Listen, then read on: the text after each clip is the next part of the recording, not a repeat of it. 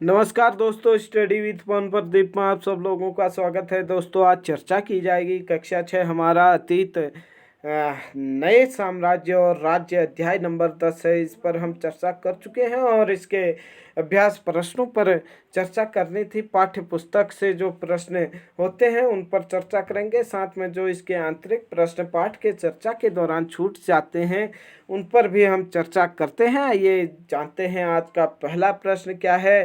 पहला प्रश्न है, सही या गलत बताओ। पहला प्रश्न का क है, हरिसेन ने गौतमी पुत्र श्री सातकर्णी की प्रशंसा में प्रशस्ति लिखी। यह कथन गलत है, क्योंकि हरिसेन ने गौतमी पुत्र श्री सातकर्णी की प्रशंसा नहीं लिखी, बल्कि समुद्रगुप्त की प्रशंसा में प्रयाग प्रशस्ति या इलाहाबाद प्रशस्ति लिखी थी अशोक स्तंभ पर। उसके बाद दूसरा जो इसमें है प्रश्न, आर्यावर्त के शासक समुद्रगुप्त के लिए भेंट लाते थे। ये भी गलत है, क्योंकि आर्यावर्त के जितने भी शासक थे, आर्यावर्त के शासकों को समुद्रगुप्त ने हराकर अपने राज्य में मिला लिया था। उसके बाद दक्षिणापथ में 12 शासक थे। दक्षिणापथ में 12 शासक थे। ये प्रश्न सही है यहाँ पर, ये कथन सही है यहाँ पर। अगला कथन है कि गुप्त शासकों के नियंत्रण में 2 महत्वपूर्ण केंद्र तक्षशिला एवं मदुरै थे। ये कथन भी यहाँ पर गलत दिया गया है। मदुरै पांड्यों की राजधानी हुआ करती थी। आप लोगों ने पढ़ा, ऐहोल पल्लवों की राजधानी थी। ऐहोल पल्लवों की राजधानी थी। ये कथन भी गलत है, क्योंकि पल्लवों की राजधानी कांचीपुरम थी, ऐहोल नहीं थी। ऐहोल पुलकेशन द्वितीय का यहाँ पर एक लेख मिला है, एक अभिलेख मिला है, ऐहोल अभिलेख, जिसमें कि पता चलता है कि ऐहोल लेख में कि पुलकेशन द्वितीय ने हर्षवर्धन को नर्मदा नदी के तट पर हराया था। है ऐहोल पल्लवों की राजधानी नहीं है। दक्षिण भारत में स्थानीय सभाएं सदियों तक काम करती रही। ये कथन सही है। इसके बाद आगे अगले प्रश्न पर चर्चा करते हैं। ये सही गलत गलत सही, इस तरीके से ये कथन थे। प्रश्न नंबर 2, ऐसे 3 लेखकों के नाम बताओ जिन्होंने हर्षवर्धन के बारे में लिखा। 3 ऐसे लेखक जिन्होंने हर्षवर्धन के विषय में लिखा, बाणभट्ट है, वेन्स्वांग है, स्वैनस्वांग यहाँ पर लिखा गया है, रवि कीर्ति है, जिन्होंने हर्षवर्धन के विषय में लिखा। आइए अगले प्रश्न पर चर्चा करते हैं। प्रश्न नंबर 3, इस युग में सैन्य संगठन में क्या बदलाव आए। इस युग में क्या क्या बदलाव आए। जो हरिसेन या नहीं हर्षवर्धन के समय का काल था, राजा एक सुसंगठित सेना रखते थे, जिसमें हाथी, रथ, घुड़सवार और पैदल सिपाही होते थे। वे सेना नायक भी रखते थे, जो आवश्यकता पड़ने पर राजा को सैनिक सहायता दिया करते थे। इन सेना नायकों को कोई नियमित वेतन नहीं दिया जाता था। इन्हें भूमिदान दिया जाता था। वे दी गई भूमि से कर वसूल करते थे, जिससे वे सेना तथा घोड़ों की देखभाल करते थे। अगला जो इसमें है कि ये सेना नायक सामंत कहलाते थे। जहाँ कहीं भी शासक दुर्बल होते थे, सामंत क्या हो जाते थे, स्वतंत्र होने की कोशिश करते थे या स्वतंत्र हो जाते थे। अगला प्रश्न, प्रश्न नंबर 4, इस काल की प्रशासनिक व्यवस्था में तुम्हें क्या क्या चीज़ें दिखाई देती हैं। गुप्त काल में या पुष्यभूति वंश के समय में या नहीं हर्षवर्धन के समय में जो प्रशासन की प्राथमिक इकाई थी वह गांव थी। और लेकिन धीरे धीरे कई बदलाव आए। राजाओं ने आर्थिक, सामाजिक, राजनैतिक या सैन्य शक्ति रखने वाले लोगों का समर्थन जुटाने के लिए कई कदम उठाए। कुछ महत्वपूर्ण प्रशासकीय पद क्या हो गए, आनुवंशिक हो गए। और आनुवंशिक का मतलब है कि बेटे को ही पिता का पद मिला। जैसे कवि हरिसेन अपने पिता की तरह महादंड नायक या नहीं मुख्य न्यायाधिकारी भी थे। मुख्य न्यायाधीश भी थे। कभी कभी एक ही व्यक्ति कई पदों पर कार्य करता था, जैसे हरिसेन महादंड नायक होने के साथ साथ कुमारा मात्य अर्थात एक महत्वपूर्ण मंत्री, संधि विग्रहिक या अर्थात युद्ध और शांति के विषय का मंत्री।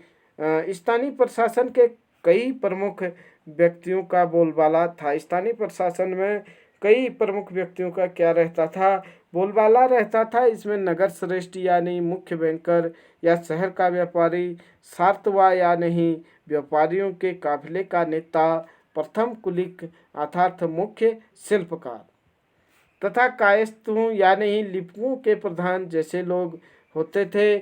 इस पर भी चर्चा कर सकते हैं। अगला प्रश्न है, तुम्हें क्या लगता है कि समुद्रगुप्त की भूमिका अदा करने के लिए अरविंद को क्या क्या करना पड़ेगा? समुद्रगुप्त जब अरविंद बनेगा तो उसे निम्न कार्य करने पड़ेंगे। वह शाही वेशभूषा में मूछों पर ताव देते हुए रुपहले कागज से लिपटी तलवार को शान से पकड़कर चहलकदमी करेगा। वह सिंहासन पर बैठकर वीणा बजाएगा और कविता का पाठ भी करेगा। वह एक महान योद्धा की तरह कई युद्ध लड़ेगा और उन युद्धों को जीतना भी पड़ेगा। उसके बाद अगला प्रश्न है, प्रश्न नंबर 6, क्या प्रशस्तियों को पढ़कर आम लोग समझ लेते होंगे? उत्तर लिखिए या कारण बताओ। आम लोग प्रशस्तियों को पढ़कर नहीं समझ पाते होंगे क्योंकि वे संस्कृत में होती थी। संस्कृत आम लोगों की भाषा नहीं थी। आम लोग सामान्यतः पढ़े लिखे नहीं होते थे, इसलिए प्रशस्तियों को पढ़ना और समझना उसके लिए संभव नहीं था। अगला प्रश्न है कि अगर तुम्हें अपनी वंशावली बनानी हो तो तुम किन लोगों को शामिल करोगे? कितनी पीढ़ियों को तुम इसमें शामिल करना चाहोगे? एक चार्ट बनाओ और उसे भरो। अगर मैं अपनी वंशावली बनाऊंगा तो मैं उसमें 3 पीढ़ियों को शामिल करना पसंद करूंगा। मैं अपने परदादा से शुरू करूंगा, उसके बाद बच्चे यानी अपने दादाजी और उनके भाई के विषय में लिखूंगा, और फिर पिता और उनके भाई, फिर मैं स्वयं अपने और अपने भाई के शामिल करूंगा। इस तरीके से आप चार्ट बना सकते हैं। सबसे पहले दादाजी, उसके बाद परदादाजी, परदादाजी के बाद दादा व उनके भाई, पिता व उनके भाई, मैं स्वयं और मेरे भाई या नहीं मेरा परिवार। इस तरीके से आप वंशावली बना सकते हैं। उसके बाद आज युद्ध का असर जनसाधारण पर किस तरह पड़ता है? युद्ध हमारे लिए विपत्तिग्रस्त घटना होती है। युद्ध सामान्यतः 2 देशों के बीच या संयुक्त रूप से विभिन्न देशों के समूह के बीच लड़ा जाता है, जबकि सामान्य लोगों का युद्ध के पीछे मुख्य उद्देश्य के प्रति कोई लगाव नहीं होता है। वे युद्ध में सबसे ज़्यादा प्रभावित होते हैं।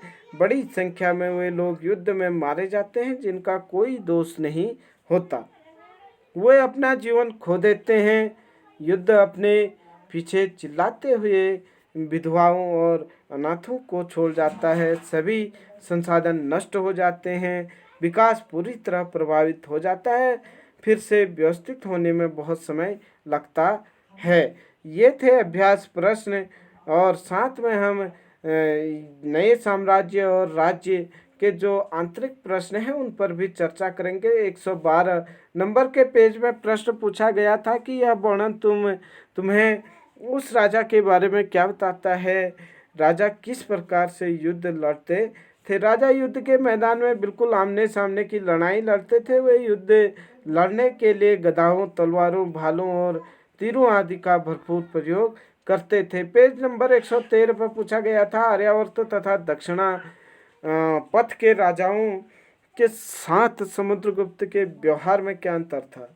आप देख पा रहे होंगे, आर्यावर्त के शासकों को हराकर समुद्रगुप्त ने अपने राज्य में मिला लिया, जबकि दक्षिणापथ के शासक भी उससे हार गए थे और समुद्रगुप्त ने स्वयं उनको समर्पित होकर देखा। उन्होंने समुद्रगुप्त के सामने समर्पण कर दिया। इसके बाद समुद्रगुप्त ने उन्हें फिर से शासन करने की अनुमति दी थी।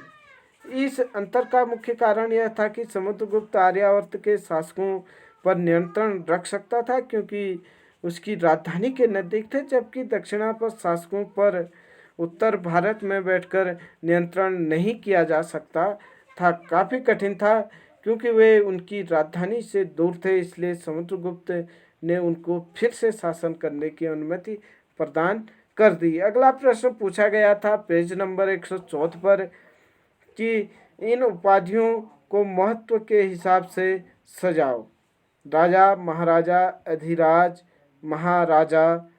सबसे पहले राजा, उससे थोड़ा बड़ा महाराजा और महाराजा अधिराज सबसे बड़ी उपाधि थी। अगला प्रश्न पेज नंबर 136 में पूछा गया है। मानचित्र पृष्ठ 8 136 में देखो और सूची बनाओ कि हर्षवर्धन इसमें देखने के लिए कहा गया था। बंगाल तथा नर्मदा तथा 115 पेज में ये पूछा गया था। नर्मदा तक गए होंगे तो आज किन किन राज्यों से गुजरे होंगे, यह आप लोगों को बताना है। बंगाल जाने के लिए आज के उत्तर प्रदेश, बिहार, झारखंड राज्यों से गुजरना होगा। नर्मदा नदी जाने के लिए उत्तर प्रदेश तथा मध्य प्रदेश राज्यों से गुजरना पड़ेगा। उसके बाद हम चर्चा करते हैं। प्रश्न नंबर 5 116 पेज पर पूछा गया है। वे कौन से अन्य शासक थे जो तटों पर अपना नियंत्रण करना चाहते थे? चोल हैं, चेर हैं, पांड्य हैं, सातवाहन हैं। इन सब वंशावलियों ने, इन सब वंश के शासकों ने तटों पर अपना कब्जा करने की कोशिश की या अपने अधीन तटीय क्षेत्रों को करने के लिए प्रयास किए, युद्ध लड़े। अगला प्रश्न है यहाँ पर कि प्रश्न नंबर 6 सोच कर बताओ कि अफसरों का पद आनुवंशिक कर देने से क्या फायदे हैं और क्या नुकसान हो सकते हैं।